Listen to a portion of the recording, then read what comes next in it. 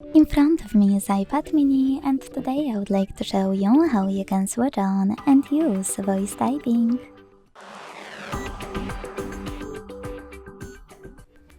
Begin by launching your keyboard and clicking on microphone icon at the bottom left corner.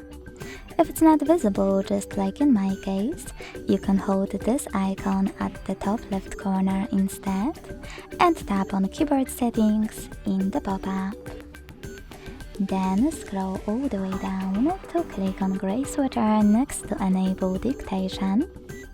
Select Enable Dictation in the pop-up and go back to your keyboard. Then tap on No Visible Microphone and start typing. As you can see, voice typing is on. If you want to stop, tap on the same microphone again. Thanks so much for watching. If you enjoyed this video, leave a like, comment and subscribe. Bye!